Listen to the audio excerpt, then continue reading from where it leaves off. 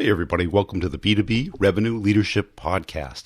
Hey, what we do on this podcast is talk about what B2B sales and marketing leaders, operators, and experts are doing today to really break through and grow their businesses at exponential levels. Let's get it in the interview. At the end, I'll give you an update on my courses, and you can check out my website at b2brevenue.com, and it's Brian G. Burns on LinkedIn. Hey, Gleb, welcome to the show today. As a way of getting started, tell us a little bit about yourself. Happy to, Brian, and thank you again for welcoming me on the show. My expertise in helping folks avoid disasters. Now, disasters, when you look at the disasters, and that's my expertise, they come from our decisions. And unfortunately, our decisions are the only things that lead to disasters. There are two broad types of decisions that lead to disasters. One is our intentional decisions. When we make a decision that we think will be good for us, but it actually ends up being pretty bad, pretty disastrous. Happened to me. I'm sure it happened to much, if not all of the listeners of the podcast. That's one category of decisions. Our intentional decisions that we think will be good, but they don't know bad. The other type of decision that leads to disaster is when we fail to make a decision. We fail to make a decision and the outcome is a disaster. So when we miss something like a pandemic that starts up in the middle of nowhere, China, right? Or some email that we just let slip through our mind, and then that turns out to be much more important than we thought. So those things can all lead to disasters. Now, if you look at the root of disasters, and that's what I study, they come from our mental blind spots. And that's what my book is about, the blind spots between us, how to overcome unconscious cognitive bias and build better relationships. And that's what my expertise is in: speaking, consulting, coaching, and training on this topic, which I've been doing for 20 years as the CEO of Disaster Avoidance Experts. And I've also spent 15 years in academia studying these topics as a cognitive neuroscientist and behavioral economist. I spent 7 years as a professor at Ohio State and researching these topics. I have the academic credentials, and I've been in the real business world. And my passion is helping leaders, helping all sorts of folks, helping sales professionals avoid the mental blind spots, what are called cognitive biases that lead to these disasters, especially in our relationships. And how'd you get into this? Was there a particular disaster, either in your life or someone close to yours? It was actually from my childhood. So I was fascinated with decision-making from my childhood when I was observing my parents interact in ways that were pretty disastrous for their relationship. I'll give you an example. So my mom liked to buy nice clothing, and she'd go out, she'd buy a $100 sweater. My dad was kind of a cheapskate, so she'd come home and he'd yell at her, saying, "No sweater should be worth over $20. And then they go at it. She'd bring up something he did, he'd bring up something else she did, and then it would be off into a rolling spiral of conflict and recriminations. And as a kid, I saw that, and that was really painful for me, observing their disastrous decision-making on their relationships. So that led me to try to think about, well, why do they do this? And the thing is, they kept doing this, the same sort of pattern over and over again.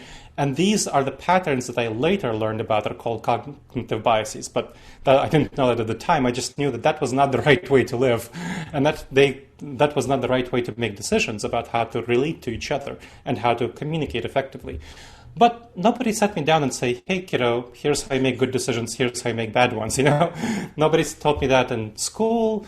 Nobody taught me that in college. That's not taught in business school. That's not taught anywhere. And so I decided to study this myself. And I started studying about it. I started talking to others. That's how I became a consultant, coach, trainer.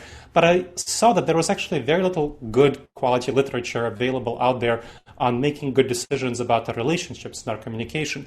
So I had to go eventually into academia, studying these professionally, reading those dusty books and journals, 30,000-page articles that cost $30 to access per article if you don't have a university ID like I did. So that was an interesting stage in my life, but that's when I learned about all of the errors that I was making, and I felt ashamed and kind of doofy when I learned about all the errors and I'll be happy to describe them for folks so they can know my shame and know my experience. But that's how I learned about this topic, and I was doing moonlighting on the side while I was an academic, and now I'm doing full-time training, consulting, coaching, just because academia was not enough of a real-world impact for me. Now, what's like the biggest one? Is it confirmation bias? Is that the biggest blocker? Confirmation bias is what people really, if they hear about one cognitive bias, the confirmation bias is a big one. So confirmation bias is where we tend to look for information that confirms our beliefs and ignore information that doesn't. I'll give you an example from a really interesting behavioral economics approach. And by the way, cognitive neuroscience is the study of how our brain works. So the confirmation bias would be from there. Behavioral economics is the study of how we behave in economic situations. So there was a really interesting study done on over 1,087 board members of companies that fired their CEOs, organizations that fired their CEOs, were interviewed on why they fired their CEOs. And one of the top 5 reasons, 23% of the CEOs were fired for denialism, denying negative facts about reality. It wasn't that their performance, it wasn't the strategy of the company, it was simply them refusing to admit that either things in the company were not going very well, in a good manner, or that the market around, so internal culture, internal organization, or externally, that the world shifted in a way that was not desirable and that the company was not prepared to meet it. So that's one of the top 5 reasons that CEOs get fired is denialism.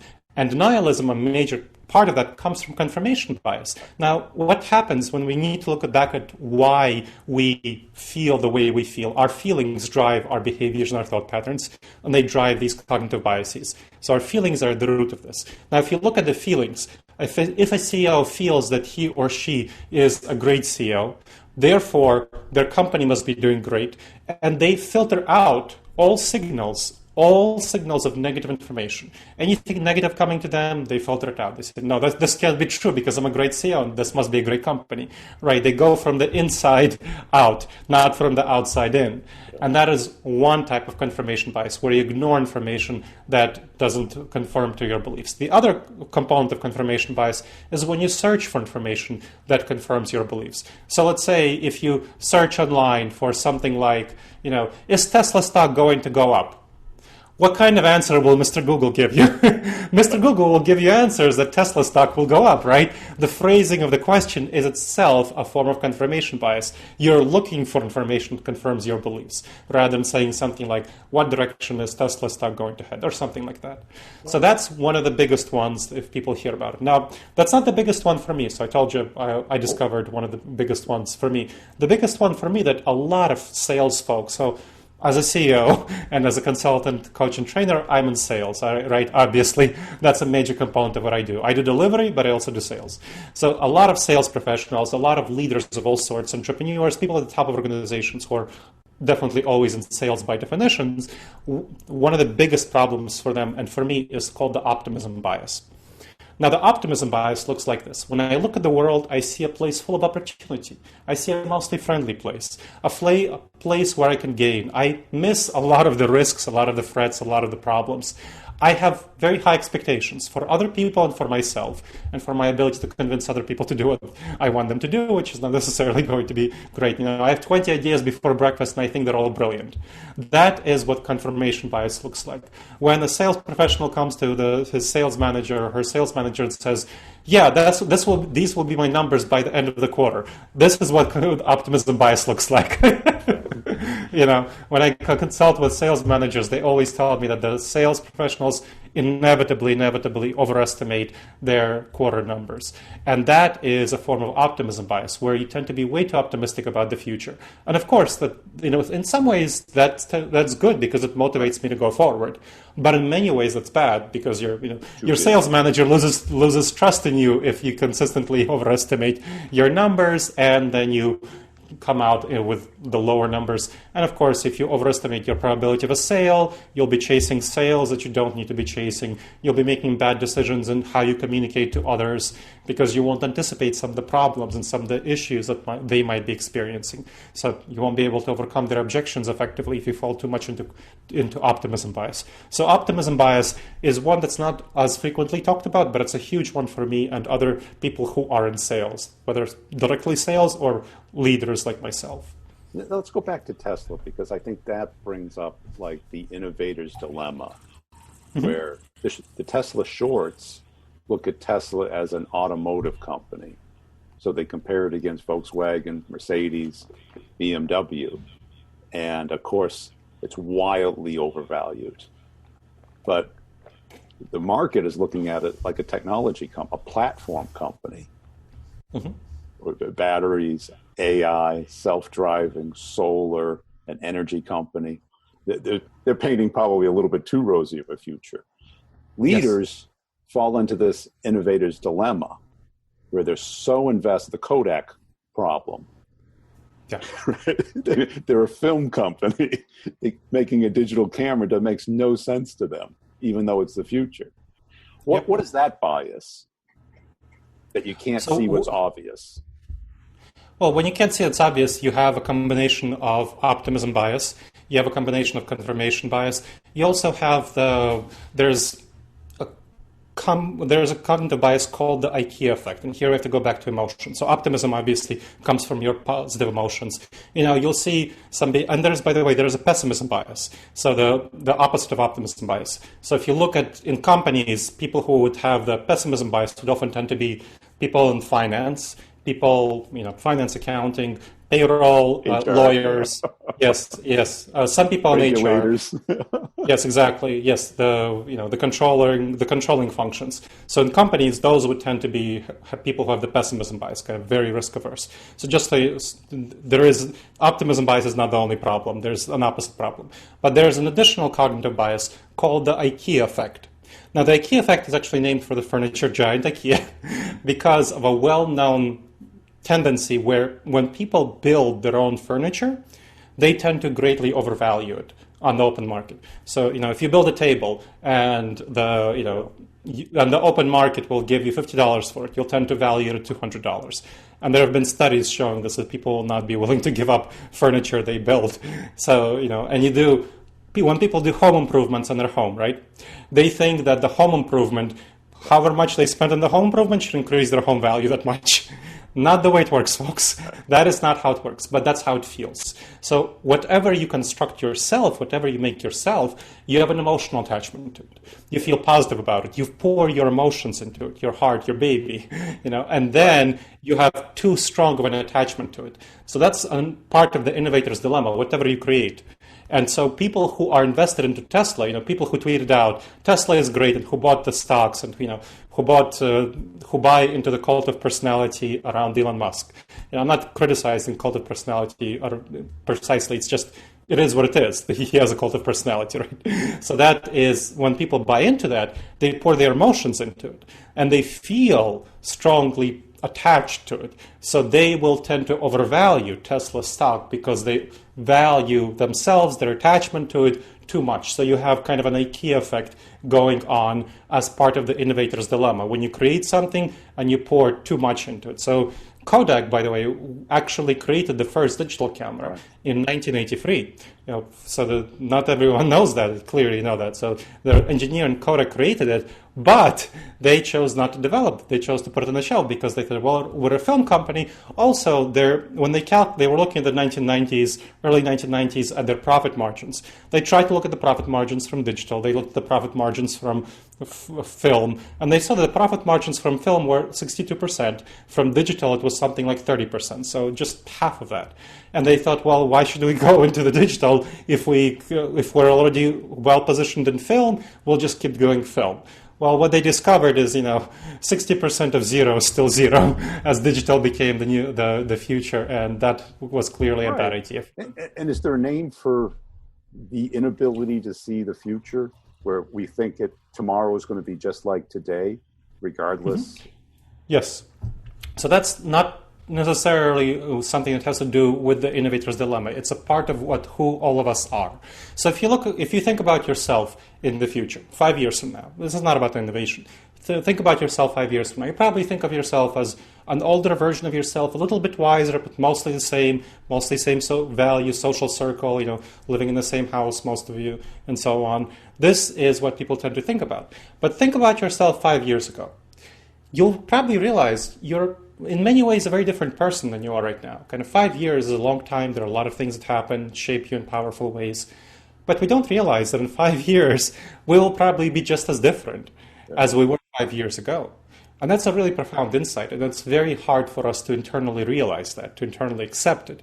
Because when we look back at where our cognitive biases come from. They come from our gut reaction. So our gut reactions are wired for the savanna environment, not for the modern environment. You might have heard of it as the lizard brain, the saber-toothed tiger reflex. When we had to, in the savanna environment, we had to jump at 100 shadows in order to get away from that one saber-toothed tiger. That was great, the fight or flight response. But in the modern environment, we have many less threats like saber-toothed tigers. Our threats are much more ambiguous, uncertain, unknown. Like I said, some disease that begins in the middle of China, and we get a notification on our phone about it, or some kind of email, something like that. Those are the kinds of threats we face, but we still have the fight or flight reflex. And so going back to what we call the normalcy bias. The normalcy bias has to do with the fact that in the savanna environment, our world would be much like the future. We wouldn't change much ourselves 5 years from now, but we would be mostly the same. Would it become a better axe chipper or something? You're not going to do that. That's not going to be something that's really going to be meaningful for you. But in the future... to get out of that, we have to use a prefrontal cortex. That's right. That's exactly right. We have to use the rational logical system, and that's kind of what I talk about in the book, the blind spots between us, how to overcome unconscious cognitive bias and build better relationships, how to actually address all of these cognitive biases and use our rational and reasonable thinking in order to address our gut reactions, which often drive us in the wrong direction. So this normalcy bias, it impacts us in a wide variety of ways, not simply in the innovator's dilemma. It's a specific way that it does so. But another way it does so is, let's think about COVID-19, right? Major crisis, major issue. Lots of people who reacted to COVID-19, they reacted with the fight or flight response. The flight response, they ignored it. They said, it's not a big deal, nothing more than a common cold, it'll go away quickly, no need to worry about it. The fight response, shutting down absolutely everything, doing everything, shutting everything down, not the right response either. We need to have a balanced response that thinks about the various dynamics of what's going on. We don't even have contact tracing and all that set up yet, which would be much more effective than just shutting everything down and much cheaper. But anyway, the people don't tend to think about these dynamics. They think about what's the most simple, clear way I can address it, flight or fight, instead of thinking about, what's actually the future going to be like? The COVID-19 has disrupted our world in a very fundamental way. We'll never go back to December 2019 because it's clearly spreading widely around the country. People aren't realizing that, you're going to have waves of reopenings and closings because government is not really very good at dealing with this, especially in this country. So this is not a good situation. Right, but and people aren't the Hong Kong flu, which was 5 or 10 times more deadly, and no one even remembers it. I asked my mother, do you remember the Hong Kong flu? When was that, 68? No? Yeah. Never got vaccine. And that's something that what people don't realize, how our world is changing, how the dynamics are changing, how other people will react around them. The government officials are not necessarily going to be rational. Business leaders are not necessarily going to be rational. You need to predict how they will react and see what the world will be like accordingly, based on the reaction. We will never go back to, the normal state of things. And so that normalcy bias is something that really impacts us in a very negative way and is a part of the innovator's dilemma. Right, but now people are looking at this as normal. This is not normal. Of course it's not. And a year, 2 years from now, it's not going to be like this. But everyone's kind of treating it like it's going to be. Now, you consult with leaders. How do you get them out of the normalcy bias, thinking that everything's linear and consistent instead of cyclical? Well, what I do is I give them that 5-year example about themselves to viscerally help them understand, because the first thing you need to do when you're dealing with any of these biases, and over 30 of the most dangerous ones are described in my book, The Blind Spots Between Us, How to Overcome Unconscious Cognitive Bias what about the other and Build Better Relationships. There's only 30 dangerous ones. The 30 most dangerous ones for relationships. I have to be limited. I have other books. I have other books, Brian. Check out my bookshelf over there. I'm looking so at that's it that's the one those are the ones that are most dangerous for our relationship, for effective communication, problem solving, and so on.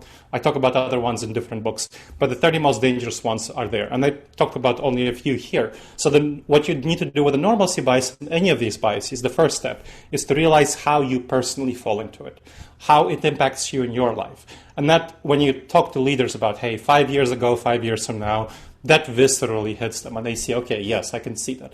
And then help them realize that that's likely what's going to happen to their company. When they think about their company 5 years from now, they think of their company as a larger, more expansive, somewhat better version of itself. Yeah. But if they look at it 5 years ago, they'll see it's a very different company. So that is the first step to getting out of the normalcy bias, realizing where you fall into it, and then realizing that your field of vision is incredibly narrow for the future. It's incredibly narrow. You need to greatly expand it and think about what are all the possible scenarios. So we talked about, you brought up COVID-19. One possible scenario is that in a year or two, we'll have a vaccine, it'll be 100% effective, and everyone will be cured, right? Very unlikely scenario, according to the research, the scientists, but it's possible. Another one is that it'll be much like the flu. So the flu, we still don't have an effective vaccine for it. We only have a vaccine that's 50% effective. And COVID-19 is about 5 to 10 times more deadly than the flu and much more infectious. So if we have a vaccine that only cuts infection by 50%, and we know that only about 50% of the population is willing to take a vaccine according to latest research, that will not be a very effective situation to deal with COVID-19. Right, so we need to think about how you will manage your company in that sort of world. And there are so many other scenarios that, maybe we'll have an effective vaccine in 5 years, 100% effective. What will that look like? So even if you're dealing with only one issue, and lots of companies, I'm working with a lot of companies, disaster avoidance, right, about dealing with COVID-19, you need to look at a number of different scenarios of the future, not simply your one scenario that you think is going to occur, which so many people are looking at only one scenario. Think about a variety of scenarios, plan for a variety of scenarios, see what kind of information is going to indicate what kind of a world we're living in, which of those scenarios are we actually moving toward, and then adjust your plan toward that scenario so that you have a number of plans, a number of scenarios, clear information that would show you which of these worlds we're moving toward, and then you can revise your plan as you see which of these worlds we're moving toward. And when you're talking to leaders, what's the most common thing you see? Is it confirmation bias, normalcy, optimism bias? Optimism bias, and another one that's related to it, overconfidence bias. So overconfidence bias is kind of like it sounds. We tend to be way too confident. This is not simply about optimism. This is about pessimism. This is about everything. We tend to be way too confident about our judgment, about our decisions. Because in the savannah environment, we had to make quick decisions. When there was an opposing tribal member coming to us, we had to very quickly decide if he was hostile or not. That had to be a snap decision. And that's what saved us. So we are the descendants of those who had the snappiest decisions. But in the modern world, that's not likely to be the case, where you're going to be in a life or death situation. You need to be much more nuanced and subtle about figuring out the situation with reality. Going back to COVID-19, since we talked about it a number of times, science has, over time, shown different things about it. First, we don't need to wear masks. Now we learn, lots of people spread the virus before they show symptoms, so therefore you should wear a mask. And that's only one example out of many things about COVID-19 that we learned and we have to change our mind about based on the latest research, right? So that's kind of how science works. It overcomes itself. Previous models are shown to be incorrect, and you have a new model based on the new evidence. And that is not something that is at all comfortable to us. That's not something that feels right. It's not something that feels good. We feel like scientists are dupes. Why are they saying these things? Why are they changing their minds all the time? That's not what we feel is right. That's not what our gut reaction tells us. Well, of course, our gut reaction is lying to us because our gut reaction is optimized for the savannah environment. And so for the savannah environment, you need to make one decision, stick to it, and that's how you survived. That was good.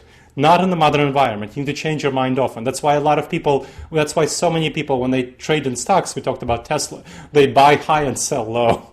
And that has been inevitably the case. Because the stock market lies to you. Your gut reaction lies to you in the stock market. That's not what our gut reaction is big for. Exactly. So there are a number of traps in the modern world, like the stock market, where our cognitive biases cause us to go in the wrong direction, including about science, COVID-19. Relationships with people are one of the biggest areas where our gut reactions cause us to go in absolutely the wrong direction. There's a reason about 40% of marriages here in the U.S. end in divorce, right? It's not like people start getting married and intend to divorce. They don't realize all the dynamics about it. And there's a number of reasons why salespeople don't make sales that they really could have gotten, because they don't realize how to overcome objections, how to empathize effectively with someone.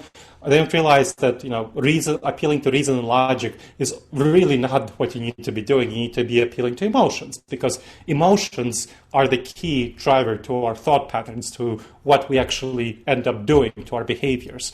And you have to understand these cognitive biases, which will cause us to steer in the wrong direction when you try to appeal to emotions. So those are the kinds of things that we need to address. Is that also true with analytical people? Because I'm sure when you talk to a CFO or an operations person, they go, no, I'm 100% logical. I'll give you a good example about that. So there was a company, and I'm going to name this one because this client, they gave me a testimonial. They allowed me to share their name. So there's a company called Edison Welding Institute here in Columbus, Ohio, where I'm based. Go Bucks. So hopefully they play again someday. So the company is a company of 200 engineers. So it's a hard engineering consulting company, Welding. They solve problems for manufacturers. Ohio is a center of manufacturing, so they solve problems for manufacturers that have larger mines and so on, that have larger problems, and they can deal with their own engineers. So they provide that outside expertise. Now, what the company wanted to do was that they wanted their engineers to do more marketing and selling. Marketing meaning doing white papers, blogs, conferences. Selling meaning go on sales calls, talk to the engineers of those companies who they want to convince. So that's what the company wanted to do. And so the HR VP, Mark Madsen, he was giving them training. He was trying to convince them to do it, but they were very reluctant. The engineers were very reluctant to do that. So Mark, he knew me. He knew my work. He called me in. So about cognitive biases, motivation, the motivation engagement is part of my expertise. And he asked me, well, what's up? What's going on? So I talked to these people. I analyzed the situation. And I came back to Mark and I said, Mark, what you're doing, you're appealing to their logic and reason, but you're not really reaching their emotions. They're really fascinated with their technical problem solving. They really don't want to do marketing. You're not reaching them emotionally. And Mark looked at me and he said, engineers have emotions? Literally, that's what he said. I mean, he left me that in a testimonial, because he's HR, he's very emotionally expressive, and so he's kind of empathetic, and engineers present as hard, cold, calculating, the Mr. Spock, like that classical figure. But really, engineers are just as about 80 to 90% of what we do, regardless of whether we're analytical, regardless of whether we're emotional, is emotion driven. Just analytical people present it in a different way. They present it as cold and hard, but they're still as emotionally driven as all the rest of us are. And so you need to understand what's going on under those analytics. So when I looked at how can we address these engineers, their behavior, what we saw was, okay, money is not going to do it. They were trying to throw money at them. Money is not a very good motivator for engineers, especially. It's somewhat good for sales, but not good for engineers when you get above a certain level of salary, about 60,000, 50, 60,000, 70,000 if you're in New York City, 100,000 if you're in San Francisco. So you're above that, good middle class lifestyle. And so what you need to do is figure out what they're emotionally motivated by. And what they were emotionally motivated by was status, social status, among their fellow engineers, their reputation. So we were able to tap into that. We were able to change who was designated as the employee of the month, not the people who were solving technical problems, but the people who were doing marketing, whose profiles were written up in the newspaper, in the newsletter for the company, and who eventually changed the promotion structure to have promotion based on marketing much more than previously, and selling. And that was really effective in motivating engineers when we went to their emotions, what they really cared about. So you need to understand and discover what people really care about. And for salespeople, money is often just a counter of status. Let's just be honest. It's a kind of pride, I made this much, I made this much. It's all about status. It's all about where you are in that social hierarchy, which again goes back to the savannah environment, because we lived in small tribes of 15 to 150 people, and where you were in the tribal hierarchy determined how much resources you got and whether you were able to reproduce and how much you reproduced. So we are the descendants of those who cared a lot about status, who were very strongly status driven, and so we're still status driven, even though we don't have that tribal environment anymore. Hey, so tell us about the book. The Blind Spots Between Us, How to Overcome Unconscious Cognitive Bias and Build Better Relationships, talks about the 30 most dangerous cognitive biases in our relationship, communication building, sales, and stakeholder engagement, all of those sorts of things, and how to overcome them effectively. So I talked about a number of techniques, and there are 10 techniques in all. The book goes into them in detail, talks about each in turn, how to use them to overcome each of these cognitive biases. So that's what the book is about, and you can check it out. It's available in bookstores everywhere. They might be closed around you, or it might not be safe to go there. So just get it online, Amazon, Barnes & Noble, and so on. And you can check out my own resources on disasteravoidanceexperts.com, videos, blogs, podcasts, decision aids, guides, manuals, virtual training, consulting, coaching, online classes. Especially check out disasteravoidanceexperts.com/subscribe for a free 8 video-based course on making the wisest decisions and an assessment on these dangerous judgment errors. Again, disasteravoidanceexperts.com/subscribe. Hey, I hope you enjoyed that interview. Hey, I want to make sure you're checking out b2brevenue.com. That is where you can get a free copy of an ebook that I did. It's a real ebook. It's not a fluff book. It shows and talks about how companies make buying decisions and how you can influence that from both a marketing and a sales standpoint, how to find all the people that are in the decision path and what they need to see, know, and touch and feel before they make a product selection. If your team needs some coaching, some help, some training, some systems, some processes that do work today, because we know what doesn't work, or you know what doesn't work, I'll show you what does work and how to connect and get into pretty much any account. It includes deal coaching and content, community, and I can customize it for your particular company. Just go to b2brevenue.com, look under training, schedule a call with me. We can talk it over, or just sign up. You can pay per month or all at once, whichever makes most sense for your budget. Also, I put out videos pretty much daily on LinkedIn and on YouTube. On LinkedIn, it's Brian G. Burns, and on YouTube, it's Brian Burns Sales. Just search for that if you like to consume some video content. And if you see me on LinkedIn, please put a comment and a share and a like on some of the videos. I really appreciate it. I've got a company page for each podcast. This one, the B2B Revenue Leadership Podcast, where I put both content and humor videos out daily.